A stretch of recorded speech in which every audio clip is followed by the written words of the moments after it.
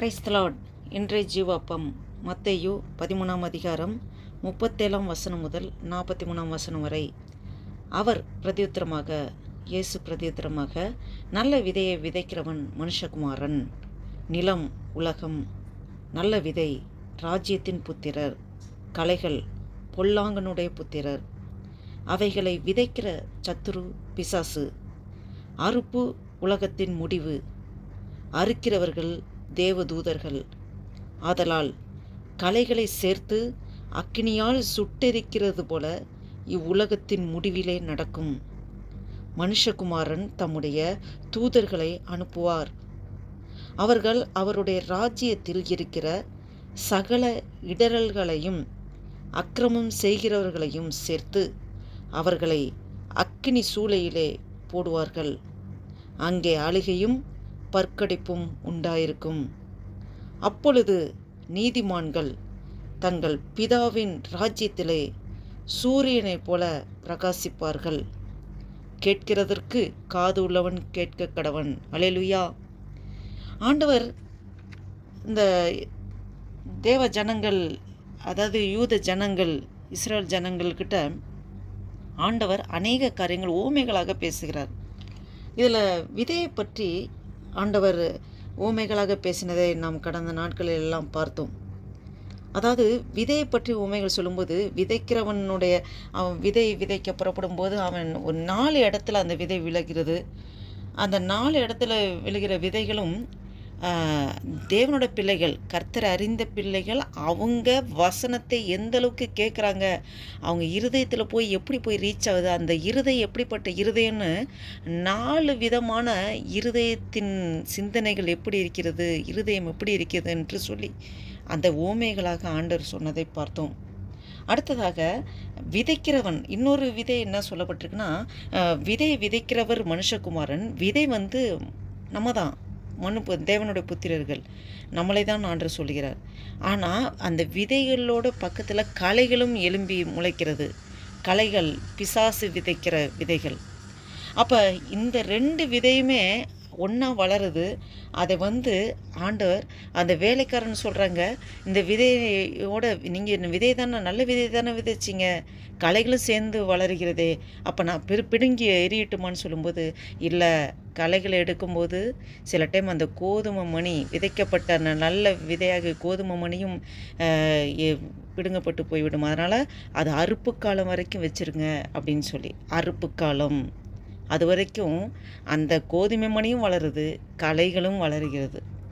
அறுப்பு காலத்திலே நியாயத்தீர்ப்பு நாளிலே முடிவு உண்டாக்கப்படும். அதுதான் இதோடைய அந்த விதைக்கான ஊமையை அந்த இது சீசர்கள் ஆண்டவர்கிட்ட போய் கேட்டபோது, ஆண்டவரே எங்களுக்கு இந்த விதைக்கான ஊமையை எங்களுக்கு வெளிப்படுத்துங்க அப்படின்னு சொல்லும்போது தான் ஆண்டவர் சொல்கிறாரு, அதாவது ஜனங்களுக்கு ஆண்டவர் வெளிப்படுத்தலை, ஊமைகளாக தான் பேசுகிறாரு.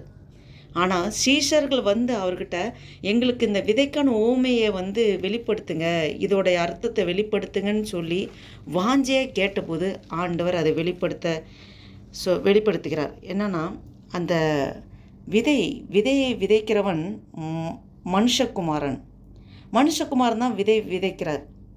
அந்த நல்ல விதை தான் விதைக்கிறார், அது கோதுமை மணியை தான் விதைக்கிறார். அந்த விதைக்கிற இடம் அது உலகம், அந்த நிலம் உலகம். நல்ல விதை ராஜ்யத்தின் புத்திரர், அதுதான் நம்ம. களைகள் பொல்லாங்கனுடைய புத்திரர்.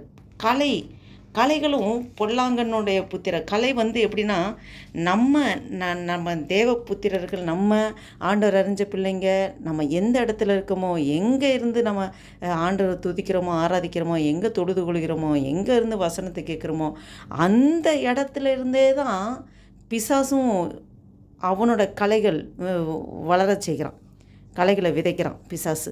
அப்போ அவைகளை விதைக்கிறது சத்ரு, பிசாசு. அறுப்பு காலம், அதாவது 2மே வளருது, கோதுமை மணியும் வளருது, களையும் வளருது. அறுப்பு காலம் வரைக்கும் அதை அப்படியே வளர விட்றார் ஆண்டவர். அறுப்பு காலத்திலே உலகத்தின் முடிவு, அதான் அறுப்பு காலம் உலகத்தின் முடிவே ஆண்டவர் சொல்கிறாரு. அறுக்கிறவர்கள் யாருன்னா தேவதூதர்கள். அந்த அறுப்பு காலத்தில் தேவதூதர்கள் மூலமாக ஒரு நியாயத்தீர்ப்பு உண்டாகும். ஆதலால் களைகளை சேர்த்து அக்கினியால் சுட்டெரிக்கிறது போல இவ்வுலகத்தின் முடிவில் நடக்கும். ஃபஸ்ட்டு களைகளை பிடுங்கி கட்டி அக்கினியில் சுட்டெரிப்பாங்க. அடுத்ததாக அதே சேம் டைம் 2 பேர்த்துக்கும் ஒன்று களைகளை பிடுங்கி அக்கினியில் சுட்டெரிப்பாங்க. அடுத்து மனுஷகுமாரன் தம்முடைய தூதரை அனுப்புவார். என்னென்னா அந்த தூதர்களை அனுப்புவார். அவர்களுடைய ராஜ்யத்தில் இருக்கிற இடர்களை அக்கிரமம் செய்கிறவர்களையும் சேர்த்து அவர்களை அக்கினி சூளையிலே போடுவார்கள். அங்கே அழுகையும் பற்கடிப்பு உண்டாகும். அதாவது பிசாசுக்கு சார்ந்த எல்லாத்தையும் தேவதூதர்களை அனுப்பி அவர்கள் இடர்களை உண்டாக்குற அக்கிரமம் செய்கிறவர்கள் எல்லாத்தையும் சேர்த்து அக்கினி சூளையிலே போடுவார். அதாவது பிசாசுக்காக உண்டாக்கப்பட்ட அந்த எரிநரகம் அக்கினி சூளை அது பிசாசின் வழியில் செல்கிறவர்களுக்கும் அதே தண்டனை கிடைக்கிறது நியாயத்தீர்ப்பு நாளிலே. அப்போ அதே டைமில் என்ன நடக்குன்னா, கர்த்தர் அறிந்து உண்மையாய் ஆண்டவருக்காக ஓடின பிள்ளைகளுக்கு, அந்த நீதிமான்களுக்கு அவருக்கு என்ன பண்ணான்னு தங்கள் பிதாவின் ராஜ்யத்திலே பரலோகத்திலே சூரியனைப் போல பிரகாசிப்பார்கள். இந்த ஆழமான சத்தியத்தை, பரலோக ராஜ்யத்தின் ரகசியங்களை இந்த விதையின் ஓமைகளை ஆண்டவர் வெளிப்படுத்துகிறார். கடைசியாக ஒன்று சொல்கிறார், காது உள்ளவன் கேட்க கடவன். அதாவது வசனத்தை கேட்டு இருதயத்தில் வைத்து அந்த வசனத்தின்படி செயல்படுத்துகிறவர்களை தான் காது உள்ளவன் கேட்க கடவன் என்று சொல்கிறார். இவ்வேளையிலும் ஆண்டவர் நம்மளோடு பார்த்து பேசுகிறார். இந்த வசனத்தை பார்த்து கொண்டிருக்க ஒவ்வொருவரோடும் ஆவியானவர் உங்களோடும் என்னோடும் இடைப்பட்டு கொண்டிருக்கிறார். நாமே ஆராய்ந்து பார்ப்போம். நாம் எந்த இடத்தில் விதைக்கப்பட்டிருக்கிறோம்? இல்லை, நம் விதைக்கப்பட்ட இடத்துல நாம் கோதுமை மணியாய் நாம் ஆண்டவருக்காக எழும்பி பிரகாசித்து நம்ம ஆண்டவருடைய கனிகளை கொடுக்கும்படியாக நாம் இருக்க வேண்டுமென்றால் நாம் எப்படி கர்த்தரை வெளிப்படுத்துகிறோமா, கிறிஸ்துவை வெளிப்படுத்துகிறோமா? அப்போ பிசாசு நம்மளோட தான் கலைகள் கடைசி வரைக்கும் நமக்கு டிஸ்டர்பன்ஸ் கொடுக்க வந்துக்கிட்டே இருப்பான். ஒளியின் தூதனாக வருவான். அந்தி கிறிஸ்து ஒளியின் தூதன், கள்ள தீர்க்கதரிசி. அப்போ நம்ம அதை இனம் கொண்டு நாம் அதிலிருந்து ஆவிய பகுத்தறி வரத்தை கேட்டு நாம் தெளிந்த சிந்தை உள்ளவர்களாக, ஞான உள்ளவர்களாக செயல்பட வேண்டும் என்று ஆண்டவர் சொல்கிறார். இறுதி காலம் ஆண்டவர் வைத்திருக்கிறார். நியாயத்தீர்ப்பு நாளே முடிவு உண்டாகும். அறுப்பு காலம் வரைக்கும் ஆண்டவர் வெயிட் பண்ணிகிட்ருக்கார். நாம் இறுதி வரை நிலைநிற்க வேண்டும். இறுதி வரை நம்மளுடைய விலையேறப்பட்ட அந்த ரட்சிப்பை காத்து கொள்ள வேண்டும். அனுதினமும் ரட்சிக்கப்பட வேண்டும். அனுதினமும் இயேசு கிறிஸ்துவின் இரத்தத்தினாலே கழுவப்பட்டவர்களாக நாம் நம்மளை முழுவதுமாக தாழ்த்தி ஒப்பு கொடுத்து அர்ப்பணித்து ஆண்டவருக்காக வசனத்தின் படி வாழ்வதற்கு ஒப்பு கொடுத்து அர்ப்பணித்து நாம் ஆண்டவரை பிரதிபலிப்போமா? ஜெபம் செய்வோம். அல்லேலூயா. நன்றி தகப்பனே, நன்றியோடு துதிக்கிறோம், ஸ்தோத்தரிக்கிற கர்த்தாவே.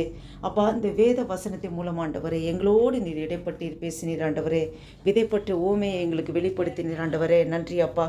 ஆண்டவரே அப்பா, ஸ்தோத்திர கர்த்தாவே. இந்த ஜூலை மாதம் 2024 வருஷத்தின் 23ஆம் தேதியை காண கிருபை செய்தீர். நன்றி அப்பா. ஆண்டவரே, புதிய நாளில் உடைய புதிய கிருபையை பெற்றுக்கொண்டு உமக்கென்று சாட்சியை எழும்பி பிரகாசிக்க அப்பா நீ கிருபை பரட்டுகிறதுக்கு ஸ்தோத்திரம். காலைதோறும் உடைய கிருபைகள் புதிதாக இருக்கிறது ஆண்டவரே. நன்றி தகப்பனே.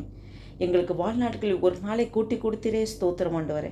உடைய கிருபை ஆண்டவரே, அனுதினம் உடைய கிருபை தான் எங்களை தாங்குகிறது ஆண்டவரே. நன்றி அப்பா. நன்றி அப்பா. எங்களை கொண்டு என்ன செய்ய சித்தம் தீர்மானம் வைத்திருக்கிறோம், உடைய சித்தத்தைப்படி நடத்துங்கப்பா. எங்களை முற்றிலும் முழுவதுமாக தாழ்த்தி ஒப்பு கொடுக்குறோம், அர்ப்பணிக்கிறோம் ஆண்டவரே. இந்த விதை ஊமை ஆண்டவரே, விதை பற்றி ஆண்டவரே, ஊமை ஆண்டவரே எங்களோடு இடைப்பட்டீர், இதோடைய ஆழத்தை வெளிப்படுத்தினீர் ஆண்டவரே. நன்றி அப்பா. நன்றி அப்பா. நாங்கள் கோதுமை மணியாய் உமக்காக எழும்பி பிரகாசிக்க ஆண்டவரே அப்பா, ஸ்தோத்திர கர்த்தாவே. ஆண்டவரே, உம்முடைய ராஜ்யத்திற்கு தகுதியுள்ள பாத்திரங்களாக எங்களை நீர் உருவாக்குங்கப்பா. எங்களை முற்றிலும் முழுவதுமாக எங்களை தாழ்த்தி ஒப்பு கொடுக்குறோம், அர்ப்பணிக்கிறோம். உடைய நாமம் மாத்திரம் மகிமைப்படட்டும். உமக்கே துதிகன மகிமையெல்லாம் செலுத்துகிறோம். இயேசு கிறிஸ்து நாமத்தினால் ஜெபிக்கிறோம், ஜீவன் நல்ல பிதாவே. ஆமேன், ஆமேன்.